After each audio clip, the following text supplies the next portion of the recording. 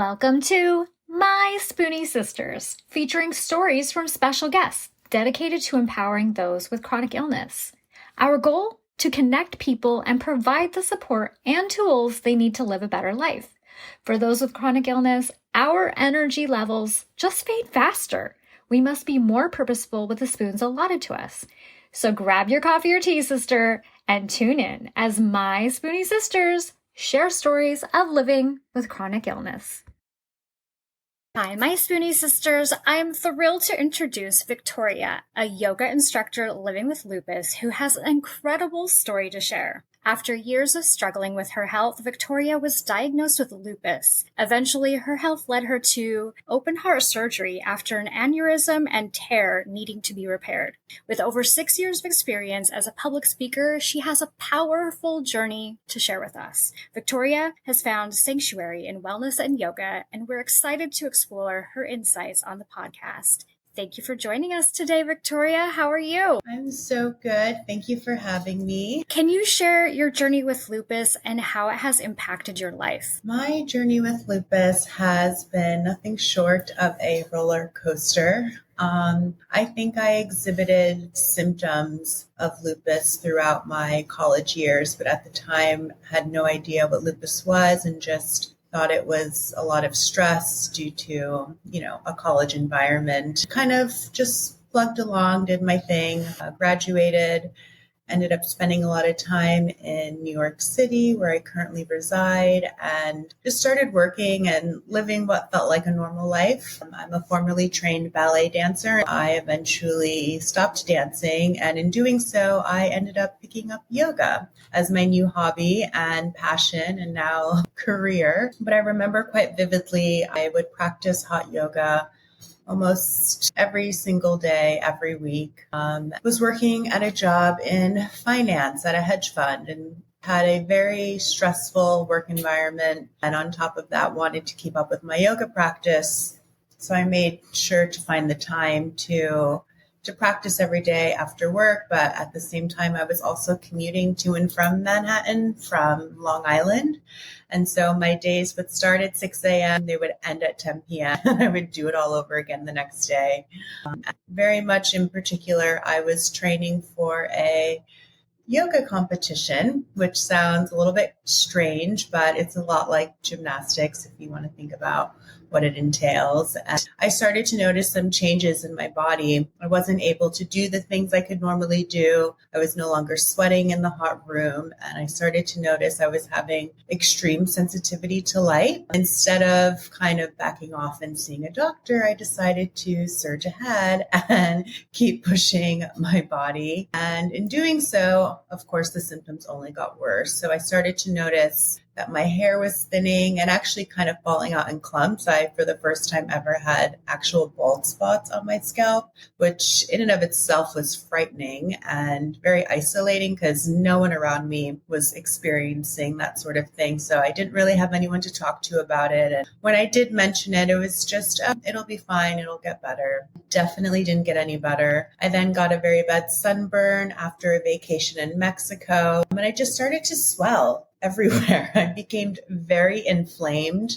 was experiencing night sweats, extreme fatigue. I remember at one point I was sleeping probably 20 hours a day, and it just was unbearable, and I couldn't figure out why. And eventually things started to get really bad when I experienced bouts of brain fog. I would attempt to go into the office, and in doing so, just answering the phones, I would not recognize my father's voice on the line and almost didn't really understand or know where I was as far as my surroundings. I would get to the office and have to ask the lobby doorman which floor I worked on. And I mean, I'm giggling about it now, but at the time it was frightening. And finally got to a point where my parents were like, you need to come home. We don't understand what's going on. And clearly something is very wrong with you. And so I managed to get from Long Island to Princeton where my parents, where I grew up and where they currently still reside.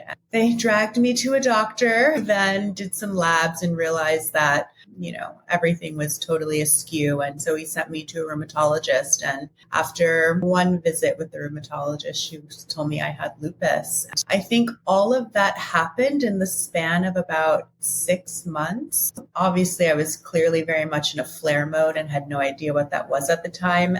Just the rapid decline of my health led to a very quick diagnosis. I think thanks to finally getting home to see family physicians and whatnot, it was able to come to light. But right after that diagnosis, I ended up in the hospital for about a week and a half from extreme fevers and night sweats. And they're like, we have to monitor you. We don't know how this is going to progress. You need to stay in the hospital until we can get everything back to kind of a basis framework. So I did what I had to do. It was devastating and not anything that I expected to experience at that time in my life. I was 31 and, you think your 30s, you're getting ready to live the best portions of your life. And then here you are presented with this obstacle that you know nothing about. Wow. I mean, that is so incredibly much to be dealing with in such a short amount of time. And thankfully you had the surroundings of all your family to support you, which is amazing because not everyone has that.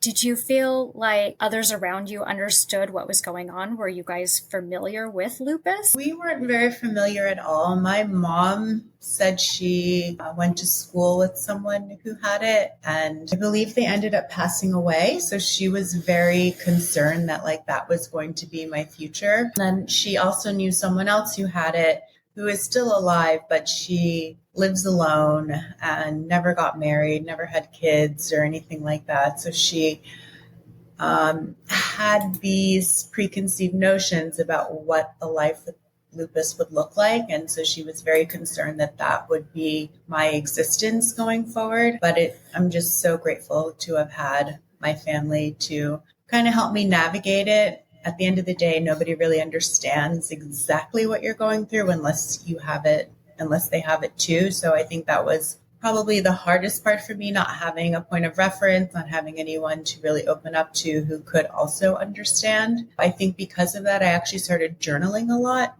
during my kind of medical leave from work. I think that became very helpful and almost kind of like my best friend in that moment, because at least I could be honest on paper and just kind of read it back and start to figure out how to make peace with it and figure out how to move forward. Can you tell us what led up to needing open heart surgery? It was, I guess, December 2022. I'm trying to keep track of what year we're in. It was December 2022. I started to notice my heart kind of beating out of my chest. It felt like I didn't think anything of it. I just, at the time had a probably more petite frame than I do now. I just thought maybe this was something normal. I didn't think twice about it. Nor did I call my doctor, which was probably not the best option. But Wait. You didn't learn after the first time? Well, everything was going so well that I just assumed this would just, be a little hiccup, nothing major. The new year started and everything seemed to be kind of fine. I mean, my heart was still beating out of my chest, but again, it wasn't changing the quality of my life. So I didn't think to address it any further. Then I started to swell. So my body was retaining fluid in a way in which I had never experienced before. I had actually gained 35 pounds of fluid. And finally, my clothes weren't fitting, my shoes weren't fitting. It was the most uncomfortable situation I had ever experienced. My doctor called me in, gave me some meds and kind of made some adjustments and shifts in my daily routine, and everything got better. So I was like, okay, this will be fine.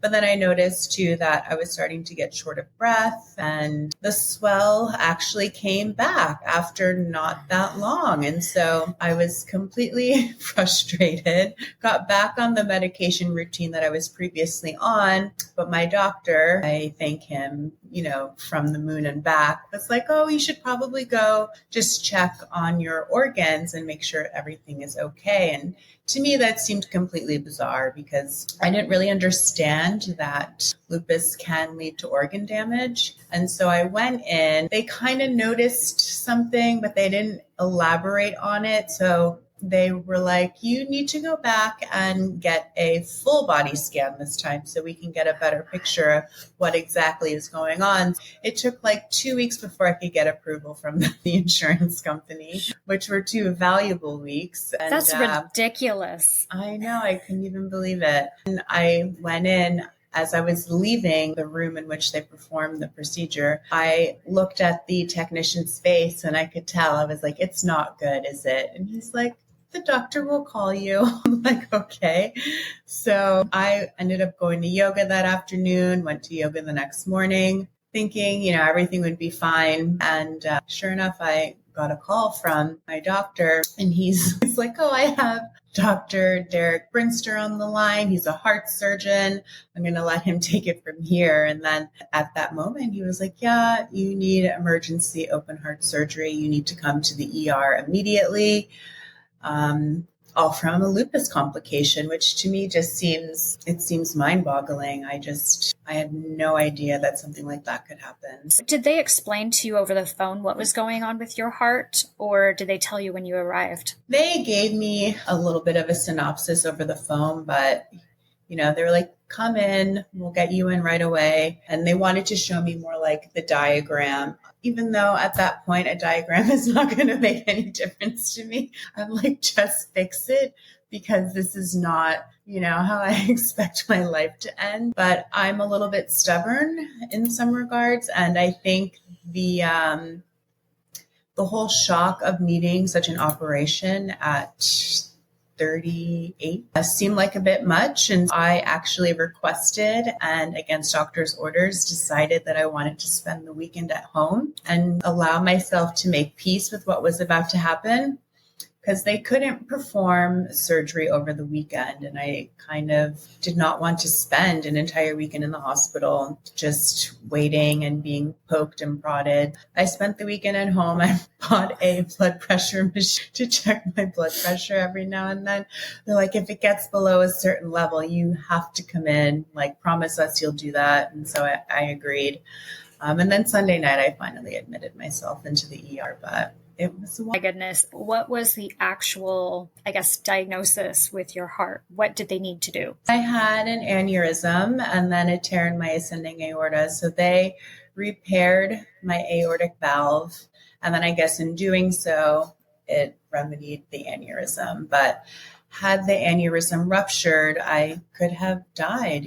It's like, I think a span of 20 minutes that you have to get to the hospital when something like that happens, because the amount of blood that you're losing is so significant that it can inevitably kill you. I think for some people that happens and they end up dying in their sleep because they don't know that like this is actually a thing, or you're able to function, but you don't notice or don't take seriously enough the shortness of breath or the severe heartbeat that is happening at the time. Those are all symptoms that should not be ignored. But, on a day-to-day, nobody necessarily makes the time, or to me, it just seemed like it would heal itself. And then sure enough, it absolutely would not have. Well, and not to mention, so many of us don't want to sound like a hypochondriac. We don't want to show up and sound like the person that's always worrying about every tiny little thing when there's nothing wrong with us. I totally get that. How long did the surgery take? It took, I believe, about 12 hours. And the amount of, obviously they have to put you under. I basically lost an entire day. When I woke up, I had no idea what day it was. And because of lupus, after about 12 hours, maybe 24, maybe it was a full day. I can't really remember exactly, but they had to put me back under and help drain fluid from my lungs because there was fluid building up from my lupus. It was like 2 surgeries in one, and it was the most aggressive.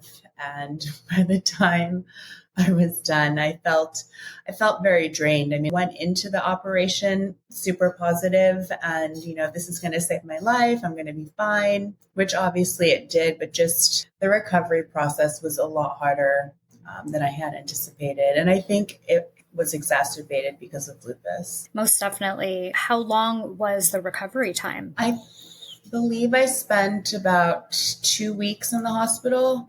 And because of lupus, it was longer. Because I went into the procedure okay, but I started to retain fluid all over my body. Having to recover with, again, 35 pounds of fluid made it that much more challenging. And it was summertime. So I'm trying to get my steps in around New York when it's super crowded with tourists and it's sweltering. Plus my clothes aren't fitting. I'm just trying to wear any sort of what I call moo-moo outfit just to kind of cover myself up until it gets better. But I think my commitment to my recovery made me heal that much faster. I've learned over the years when flares signal to not try to control them, but to make peace and find acceptance in that moment. Being able to let go of that kind of tension or stress around healing, I think allowed me to heal a lot faster. And then on top of that, my yoga practice and mindfulness, I think was also really pivotal because a lot of people didn't think I would bounce back as fast as I did. But, I guess I had the surgery in May, and by July, I was starting to get back into my yoga practice, and by August, taking full classes again. So, it was rough in the moment, but with continued perseverance and just kind of positivity, I was able to really get through those moments. Absolutely beautiful. And I think that's a huge testament to how important our mind is. If we think that it's going to be hard and we think that we aren't going to be able to do it, what are the chances of us being able to do it? You're recovering. Is there any follow-ups that you need to be doing after all of this? I have to see my heart surgeon once a year. So I got a clean bill of health. He said everything looks good and, come back in a year. And then I see my kidney doctor and my rheumatologist quarterly to kind of keep up and make sure everything is exactly where it should be. I think once the summer is over, I'll probably feel a lot better. I think just the heat and the light of summer makes lupus a little bit more challenging, but overall in general, things are really. Hi, it's Jen here. Welcome back and thank you for joining us again. I want to give a special shout out to everyone who recently signed up with Rare Patient Voice. Your support means the world to me. If you haven't yet, this is another great way to back the podcast by signing up through our referral link. Rare Patient Voice is an incredible resource for people living with both the rare and non-rare diseases. It's a welcoming platform that offers a safe space to connect, share experiences, find support, and access valuable information. What we love most is how it shines a light on the rare and non-rare diseases while embracing all of the diagnoses. Rare Patient Voice connects patients and caregivers with opportunities to share their opinion in research studies. Whether it's surveys, phone interviews, focus groups, or clinical trials, your input matters. And you can earn an average of $120 an hour for your time. We're here to support you every step of the way, no matter what condition. So please, go check out Rare Patient Voice through our referral link. Great. It's wonderful. Do you feel like your medications are controlling things really well? I do believe so. I mean, I'm on the lowest dose of everything that I've ever taken since being diagnosed. I am very hopeful for 2025 to, finally be off of steroids. And I know some things I might have to take forever, but I know steroids is one thing that I would love to officially be able to remove from my daily routine. Being on that for, I guess now it's about 7 years every day seems a little bit much, but I think I stay very active. I think that has made a very big difference. I got my bone density tested not too long ago and everything is normal and good. It's not, it's not low. And I think even despite being on the steroids, I've been able to kind of combat some of its repercussions of long-term use. I'm very grateful for that. Yeah. That's absolutely fantastic. If we get older, we're looking at losing our bone density as it is, and then you compound it with these illnesses. And there's us lucky few out there that can keep our bone density. I am not one of them, but I'm super jealous of you.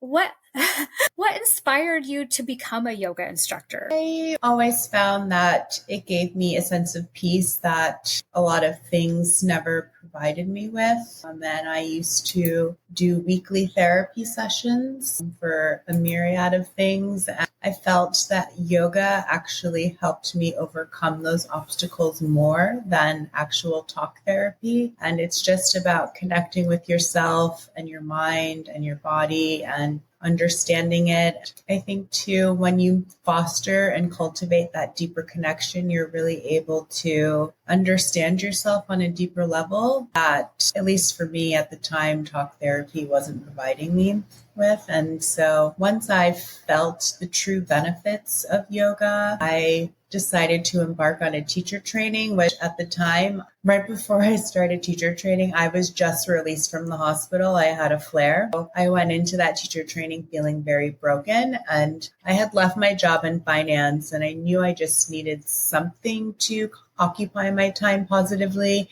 And I remember having a talk with my dad, and he was like, just do it. It'll be good for you. You need to do something. And I was like, you're right. So I went, and it totally transformed my life. I'd never in a million years thought that I would be teaching yoga or working in any sort of yoga capacity. I just thought it would always be a hobby and one of my passions. And I think just knowing how great it made me feel, I wanted to use that as a tool to share with other people. I think just being part of the lupus community has given me a nice resource to share. And I think, my practice is a little bit extreme, but I do believe that just being able to provide some gentle morning stretches or meditations or anything of that nature can really help my fellow lupus warriors and really anyone with chronic conditions, because there is that element of needing to find inner peace and acceptance and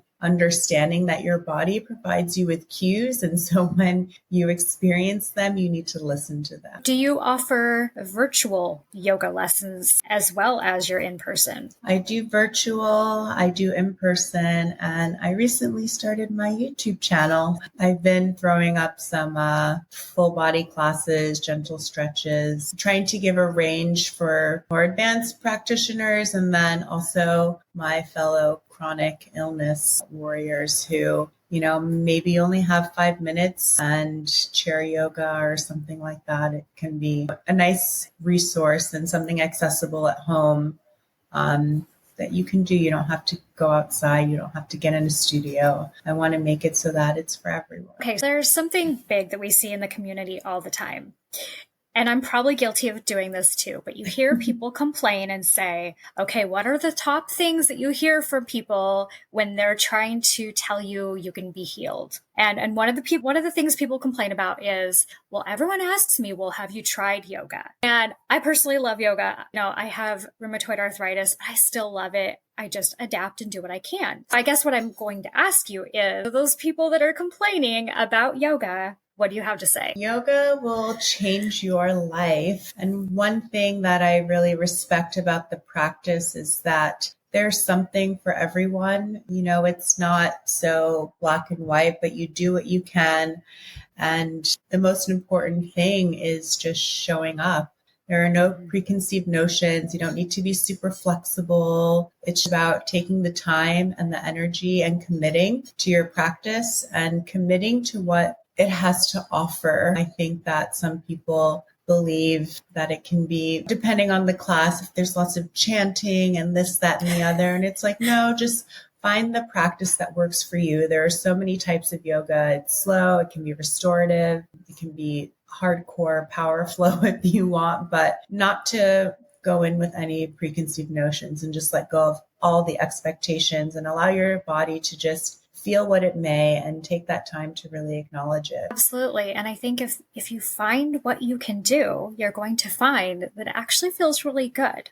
and is relaxing. Exactly. And I think the hardest part is just taking the step to try. You might not like it. Okay, that's fine. But if you won't know unless you try. I have honestly never met a person who has gotten into a yoga room who hasn't enjoyed it. I was recently teaching some classes at the World Trade Center. And so it was a range of children to people were bringing in their parents, and everyone had the same sentiment. I feel so much calmer, balanced, and I just feel at peace. And it's like, exactly, that's the benefit. I mean, you could do little to nothing, but as long as you do something, you'll experience the benefits. You touched on a good point. There's chair yoga. If you're worried about joint pain, I guess is the best way to describe it, there are things that you can do. There are adaptations that can be made, and you can show people how. Exactly. And honestly, there's even stuff you can do from your own bed.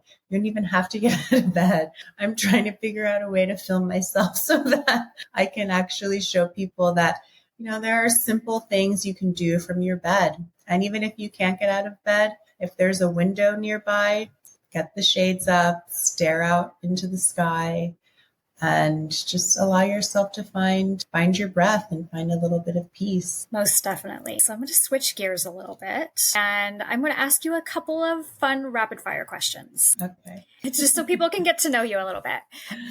If you had a choice between a mountain vacation or a beach retreat, what would you choose? Definitely the beach. I'm right there with you. I love the mountains too, but the beach, absolutely. Coffee or tea? But if I really had to choose, it would be matcha. Yes, absolutely. And for those that haven't tried it, go out and try it. It's creamy and delicious. I love it. Sweet or spicy? Sweet. Ooh, definitely. Love it. What specific yoga practices or techniques do you find are most beneficial for those specifically with lupus? I think that a nice hatha class is wonderful. It's a lot more slower paced, something restorative.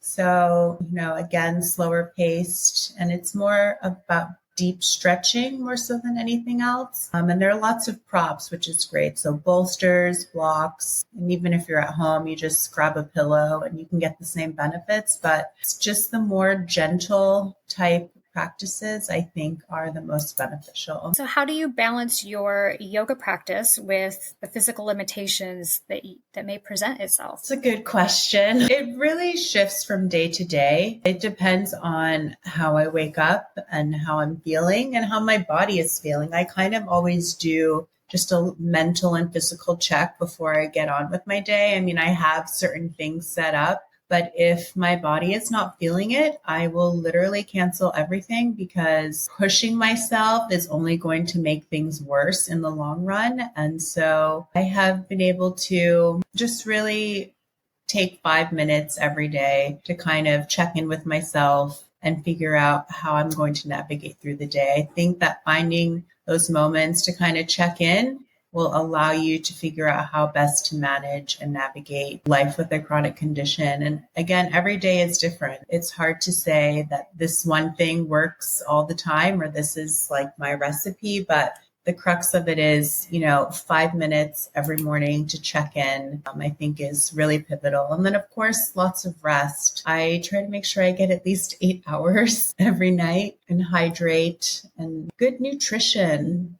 I think when you can kind of filter in those little things, light movement, nutrition, rest, it's an opportunity to really set yourself up for success. What advice would you give to your fellow lupus warriors that are listening? I would say be patient with the process. Let go of any expectations in terms of recovery or remedies, because on any given day, we just kind of never really know what the body is going to experience and how it's going to respond. Finding that element of peace. I think that if you can calm your mind, you can calm your body and be okay with where you are on any given day. Do you incorporate mindfulness and meditation into your yoga practice, and how does it benefit your overall well-being? Within my yoga practice, I really focus on my breath. I allow myself to tune out everything that's going on in my world. I feel that every time I get on my mat, it's just like It's my time.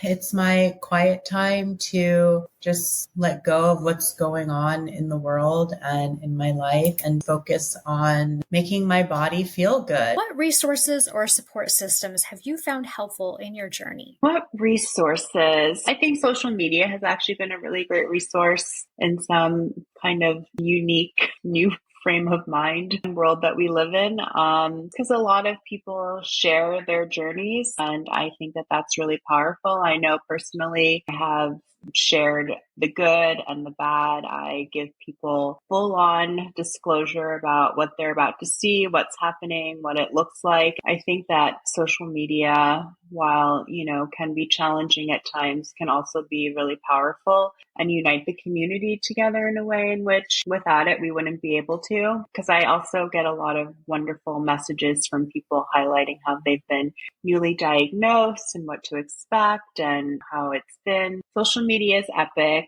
And all of the different chapters, I feel like each state has its own sort of lupus community. I know the Lupus Foundation of America is always a great resource. I have a blog post on there actually from the time in which I was initially diagnosed and just kind of sharing what that all looked and felt like. There's a community out in Los Angeles called Lupus LA that I really gravitate towards. I think that they do a really nice job of bringing the community together and providing lots of tangible resources for people. Because I know sometimes getting medical advice or any kind of structure or framework can be hard, but they're always rolling out new content pertaining to all different types of lupus and then different age brackets. Like if you're newly diagnosed and you're a teenager, what does this young community look like versus if you're going through menopause and you've just been diagnosed? Like, how does that affect you? So I love what they're doing. And I was recently introduced to a new group called Buddy Rise. I think that they're still kind of rolling things out, but it's a community where you can get classes, recipes, tips and tricks, and just kind of be chronic illness buddies in all regards. And just creating a safe space to talk about symptoms and ask questions. And I'm going to be contributing on that platform. So I'm very grateful that they have created that because I just feel like the more resources, the better. And I mean, I'm not going to sit down and read some textbook about lupus. I want to hear real stories and know what it's really like versus hearing all the scientific notions behind it. Absolutely. I think we get a lot more out of hearing from people that live the life we live. 100%. What advice would you give to yourself, your previous self, maybe 10, 15 years ago? I think I would suggest a little bit more self-love. I think I would kind of start to incorporate more elements of that. I've always been very hard on myself. I think finding more moments of self-love and self-acceptance and letting go of expectations or trying to please others and focusing on what makes me happy and what is going to serve in my best interest. I have always been one to put others' needs before my own, and clearly after a lupus diagnosis, you have to make those shifts and prioritize your own needs. But I think 10, 15 years ago, I wish it was something that I had done a little bit more aggressively, and not that it would have changed my diagnosis by any means, but I think that's just something important to be able to hold on to and really prioritize on a daily basis, and something that is not talked about enough. And I think in the world of America and just in general, it's, everyone is very critical, self-critical, and making all these comparisons and trying to look at this person, and it just, none of that matters. It's about you and just finding the capacity to love your imperfections and just love everything that you're about. That's beautiful. My last question for you. How can our listeners connect with you and learn more about your work? There's, of course, Instagram. My social media handle is at whatgibbs, UHATGIBBS. I am always weekly things on YouTube, rolling out new content. And that's also What Gibbs. So I try to keep everything consistent. I do have a website, which is victoriagibbsyoga.com. And I'm someone who's totally an open book, so I'm always happy to answer any questions or just be a resource for people. I don't know if a lot of people have others that they can reach out to and talk really candidly. I mean, it's one thing to have your family, but it's another thing to be able to talk to someone who has experienced something similar and help someone get over shame behind it, or, because there's nothing to be ashamed of. It's part of who you are, but I always like to say it doesn't define you. And then I'm based in New York. If you're coming in New York, ping me and we can meet up. I love connecting with people. I love that. Thank you so much for your time. Be sure to share all the important links for you in the show notes so the listeners can easily find you and get in touch. Is there anything else that you'd like to add before we close? No, I mean, I think just stay positive, stay strong, and really just stay committed. I think we're all going to have our good days and we're going to have our bad days, but look at every opportunity and every challenge as the way to grow and better yourself, and know that it will get better, it gets easier, and stay true to yourself. Thank you so much. All right, my Spoonie sisters, until next time, don't forget your spoon.